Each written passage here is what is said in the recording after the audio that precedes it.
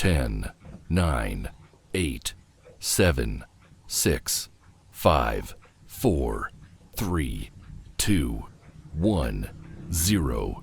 Go. Start. Blast off.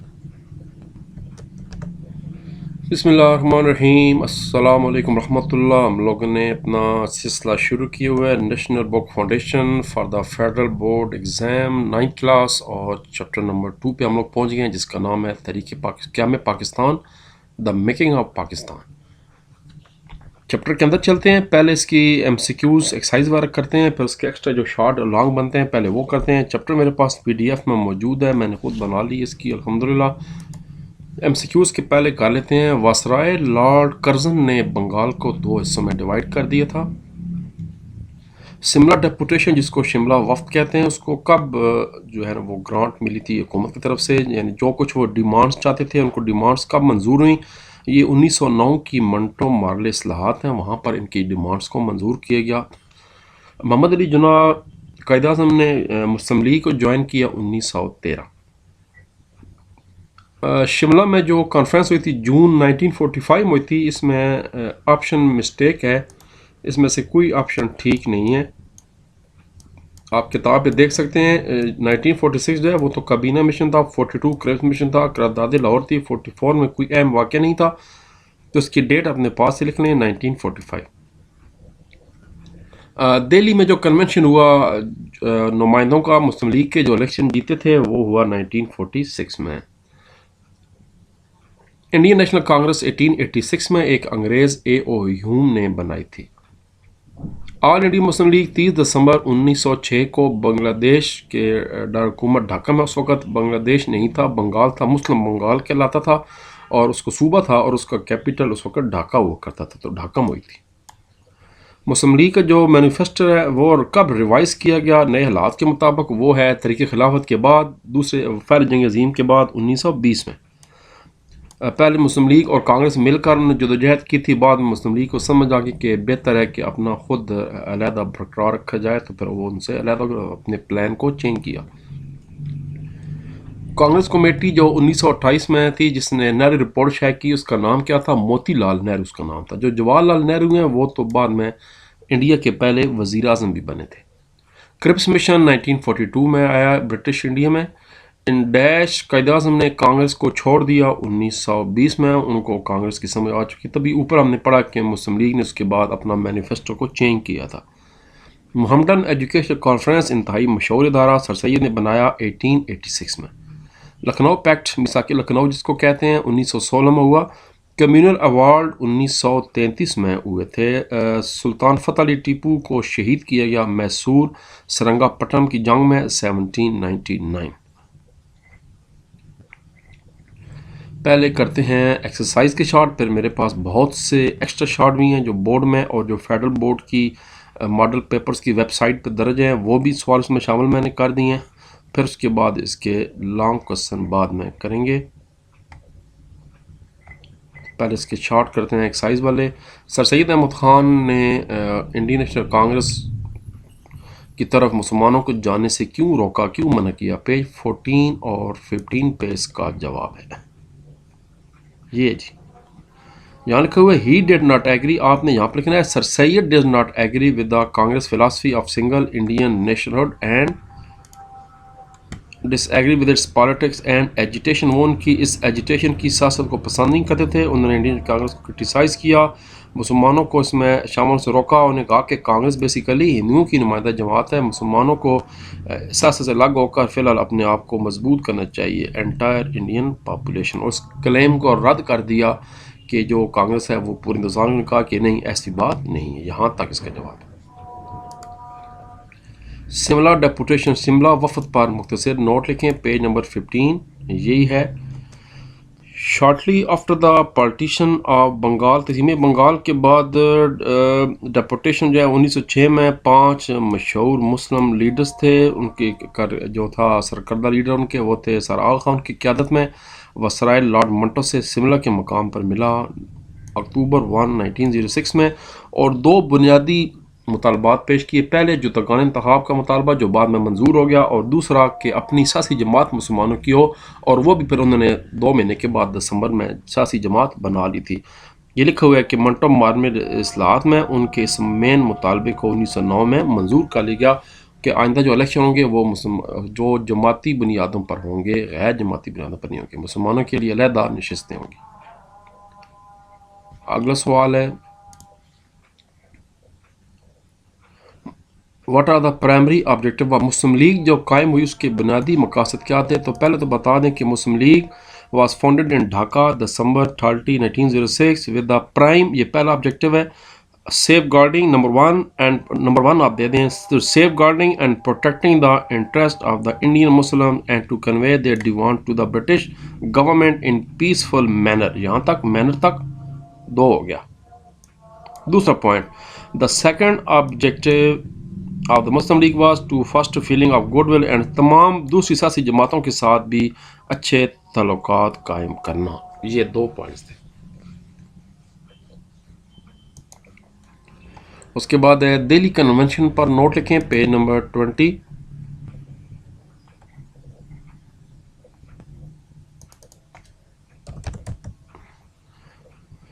Page number 20 आ गया जी। Delhi convention आ गया। यहाँ पर आ जाएं, शिमला कॉन्फ्रेंस है, इलेक्शन है, ये है जी दिल्ली कन्वेंशन।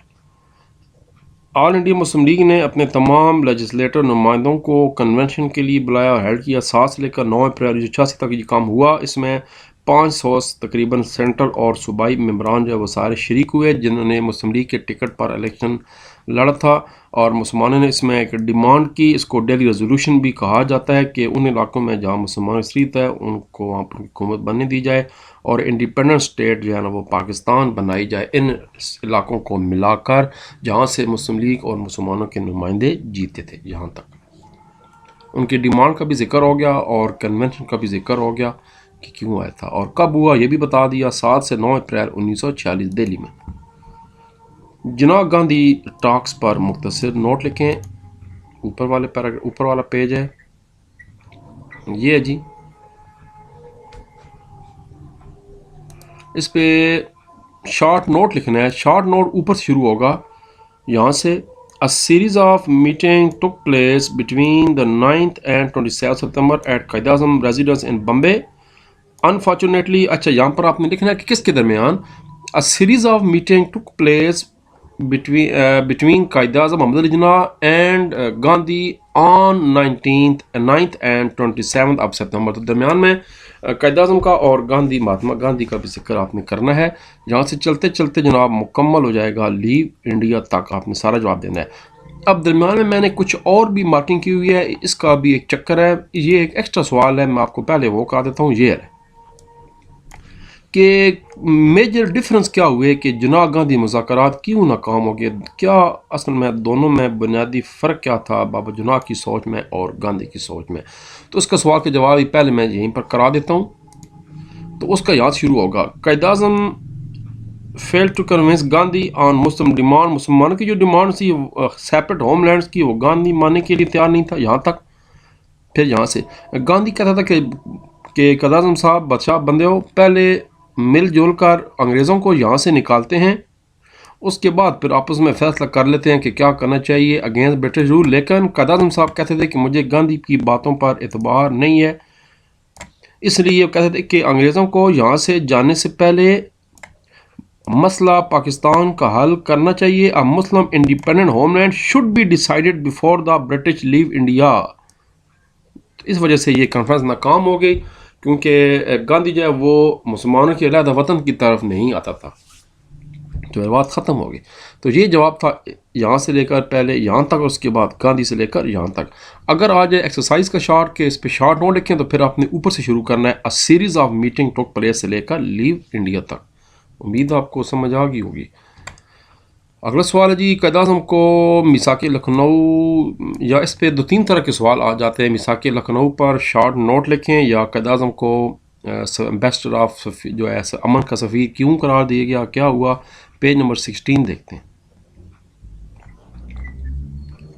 ये पेज नंबर 19 है और ये पेज नंबर 16 है। जी जी।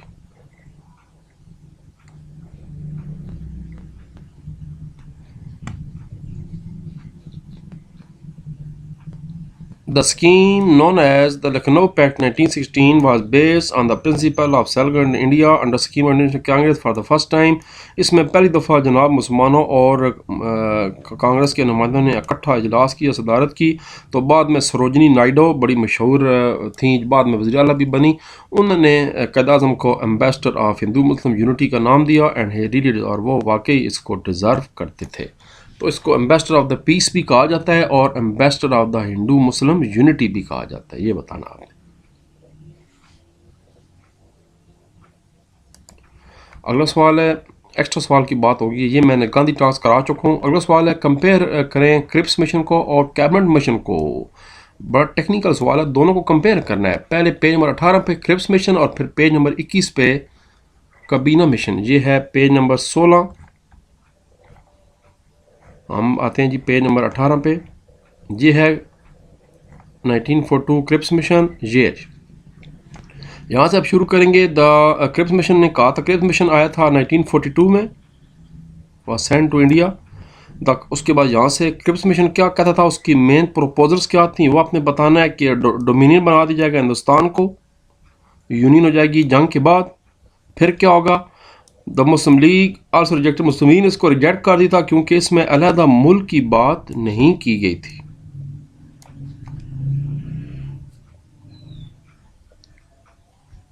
और एक पॉइंट और बता, 3 पॉइंट पूछेंगे। दूसरा पॉइंट ये बताना था, it was proposed that provinces will be given a right to opt out of the proposed Indian union and establish Indian government of their own. और अगर कोई सूबा इसको नहीं मानता तो वो अपनी मर्जी की हुकूमत कायम कर सकता है।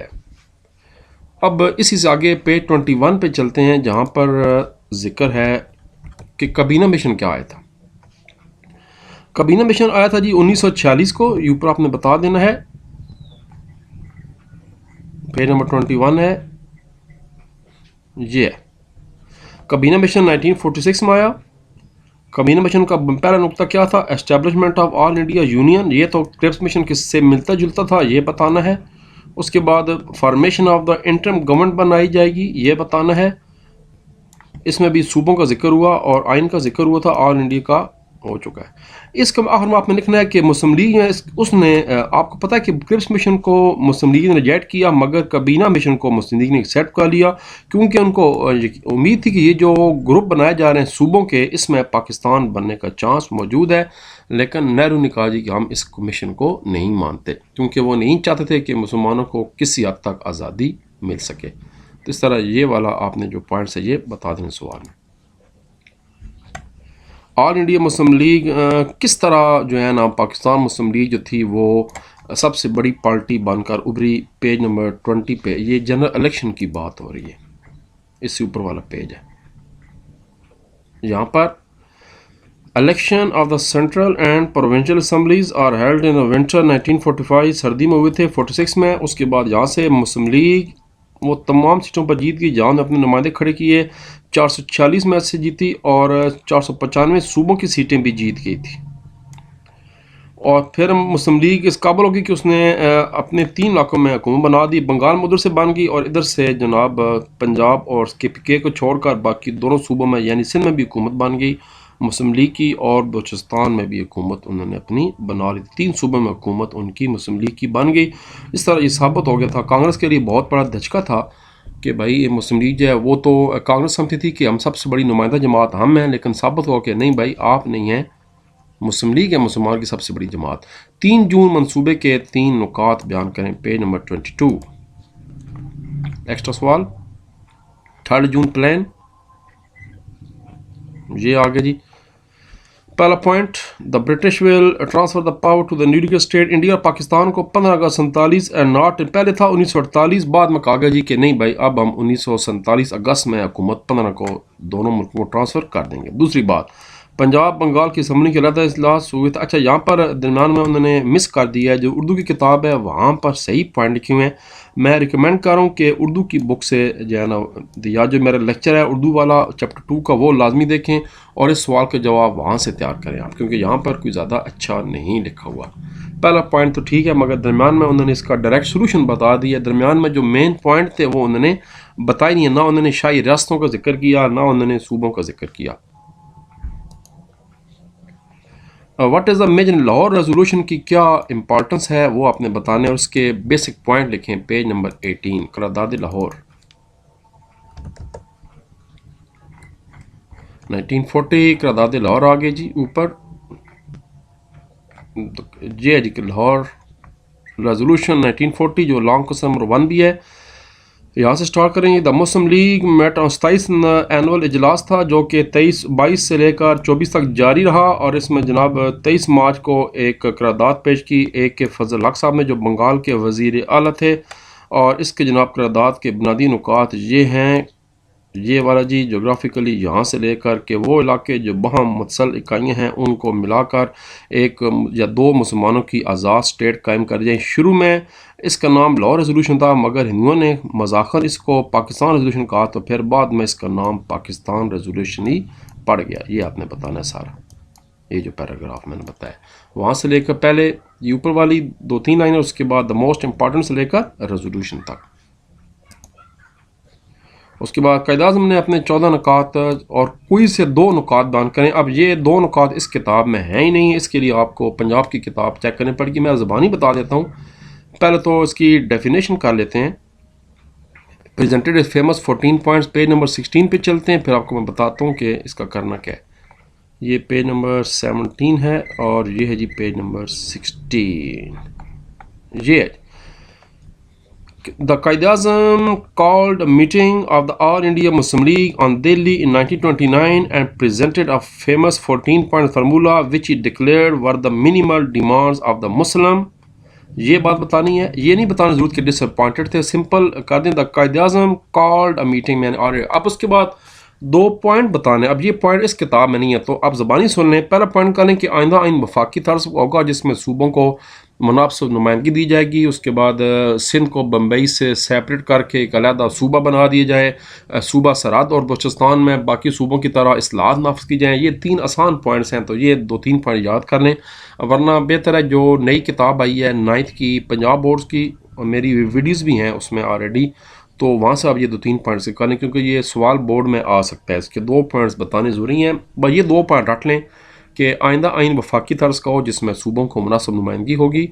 The next constitution will be the federal constitution in which there are reasonable जो है वो प्रेजेंटेशन होगी प्रोविंसेस की। और उसके बाद सूबा सिंध को बम्बई से अलग करके सेपरेट प्रोविंस बनाया जाए। तो ये 2 पॉइंट याद कर लें। और उसके बाद जनाब ब्रिटिश हुकूमत ने नवाब साजुद्दौला, टीपू सुल्तान और बदर जफ़र के साथ क्या सलूक किया। पेज नंबर 23 पे इसका जवाब है जी।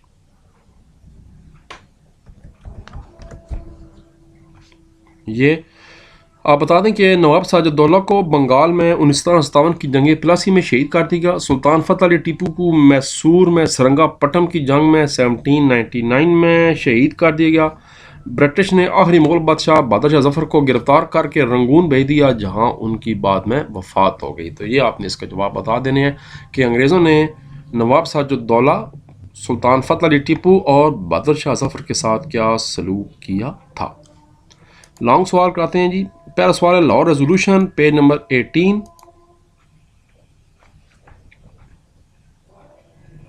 ये यहाँ तकरीबन पेज नंबर देख लेते हैं।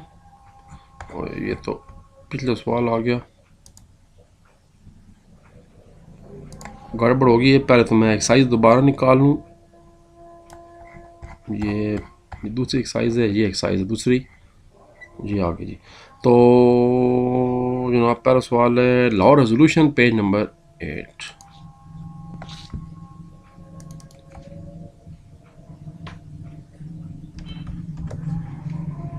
लाहौर रेजोल्यूशन आ गई। Right note on Lahore resolution. ये हम पहुँचे लो जी लाहौर रेजोल्यूशन। क्वेश्चन नंबर 1 आ गया लॉन्ग, यहाँ से स्टार्ट करना है। फुल कुल तमाम पॉइंट्स बताने हैं और ये सवाल ख़त्म हो जाएगा जो मैंने निशान लगाए हुए ऑलरेडी ट्रिम्फेंटली तक, यहाँ तक हो जाएगा। दूसरा लॉन्ग सवाल है पेज नंबर 21 पे कबीना मिशन प्लान पर नोट लिखें। और उसके बाद अगला सवाल है 3 जून प्लान। ये है जी पेज नंबर 21। कबीना मिशन प्लान आ गया। मैंने क्वेश्चन नंबर 2 मेंशन किए हुए हैं। यहाँ से स्टार्ट करेंगे द ब्रिटिश गवर्नमेंट, और चलते चलते इसके सारे नुकात बताने, सूबों की तकसीम क्या हुई है ये बता देना है, इंटरनल डिपेंडेंस हो जाएगी और ये सवाल ख़त्म हो जाएगा विड्रॉ इट्स एक्सेप्टेंस तक। मुस्लिम लीग तो मान गई मगर कांग्रेस ने मानने से इनकार कर लिया। इसी से अगला सवाल है 3 जून का क्या प्लान था और उसका फिर सोल्यूशन क्या हुआ। पेज 22 इसमें ऑलरेडी लिखा हुई थोड़ा सा है, तो यहाँ से स्टार्ट करेंगे। लॉन्ग क्वेश्चन नंबर 3 3 जून प्लान, चलते जाएंगे चलते जाएंगे चलते चलते और ये ख़त्म हो जाएगा इंडियन लैंड तक। 2 हिस्सों में पाकिस्तान बना दिया था, ईस्ट पाकिस्तान और वेस्ट पाकिस्तान था, जिसके दरमियान कई हज़ार किलोमीटर मुखालिफ इंडिया की ज़मीन मौजूद थी। ये इसका जवाब था 3 जून प्लान, पेज 22। अगला लॉन्ग है कि objective and policy British imperialism जो बरतानी ने कब्ज़ा किया उस पर क्या चक्कर है जी। इससे अगला सवाल है जिसमें वो टीपू सुल्तान ये वाला British colonialism it's objective and strategy, किस तरह उन्होंने कब्ज़ा किया, क्या उनके मकासद थे कब्ज़ा करना। ईस्ट इंडिया कंपनी का जिक्र है, फिर किस तरह आहिस्ता आहिस्ता उन्होंने स्टेट्स को कब्ज़ा करना शुरू कर लिया, नवाबों को महाराजों को अलहदा कर दिया दिल्ली से। इनका वो बुनियादी रूल था डिवाइड एंड कंकर के तकसीम करो और फतह हासिल करो। चलते चलते जनाब अपनी माशी पॉलिसियाँ बनाई और ये सवाल ख़त्म हुआ गवर्नमेंट, एजुकेशन, पॉलिटिक्स, इंफ्रास्ट्रक्चर, यहाँ तक ब्रिटिश एरा तक। आखिरी सवाल है कायद-ए-आज़म का क्या रोल है क़याम पाकिस्तान में, और आखिरी टॉपिक भी ये किताब का give an account of Quaid-e-Azam's role in creation of Pakistan. तो यही आप स्टार्ट करेंगे और ये सवाल जहाँ पर ये आपका चैप्टर ख़त्म हो रहा है यहीं पर ये सवाल भी आपका ख़त्म हो रहा है और उसके बाद जनाब शुरू हो रहा है आपका चैप्टर नंबर 3। तो फिर मुलाकात होती है कुछ देर के बाद चैप्टर नंबर 3 में।